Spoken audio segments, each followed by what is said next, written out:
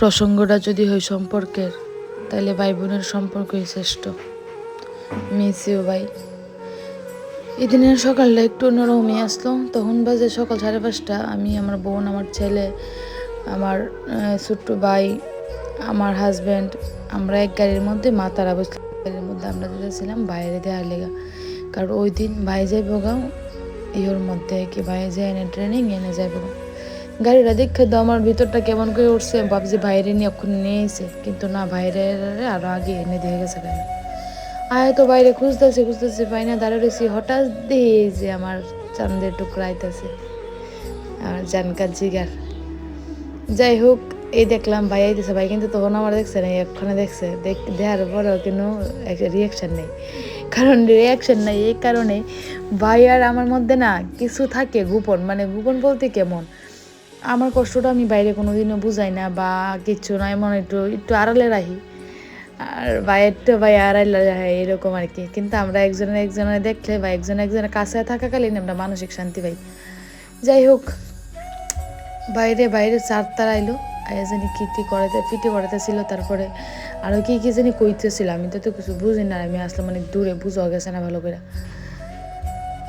ওই যে আমার ভাই লাইনে দাঁড়া রয়েছে, আর মাত্র কিছুক্ষণ সময়ের অপেক্ষা, ভাই যাবো গা ভাইয়ের সেই জায়গায় যাই না। ভাইয়ের ট্রেনিংয়ে 6 মাস পরে ভাই আবার আইব।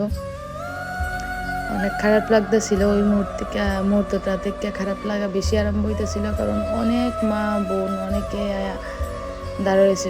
সবার কেউ ছেলেরে, কেউ ভাইরে, কেউ বোনেরে, কেউ মানে কি করুন, সবাই সবার সন্তানরা এসে এনে দিত, দেখতো।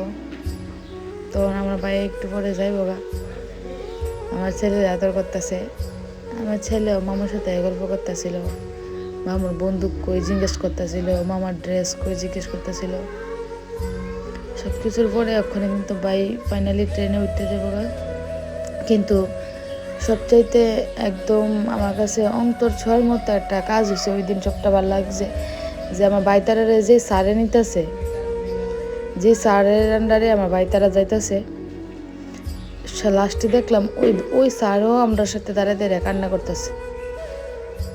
যাই হোক, ভাই এইদিকে দাঁড়িয়ে রয়েছে, আমরা এদিকে খুঁজতেছিলাম। যখন স্যারে গেছে, ভাই আবার নামছে ট্রেনেরতে, নাইমা আবার আমার ছেলের সাথে সময় কাটাইতেছে, আদর করতেছে, হেও আদর করতেছে। মানে অনেকটাই ইমোশনাল হয়ে গেছিল তখন। দেখো আমার ভাইয়ের হাসিটা, ইস, হাসিটার পর্যন্ত বুঝতে দিতেছে ভিতরে কি চলতেছে। যাই হোক, মিস ইউ ভাই। আবার জানি কবে 6 মাস পরে বলে আইব শুনছি। ভাইও কইছে 6 মাস পরে আইব।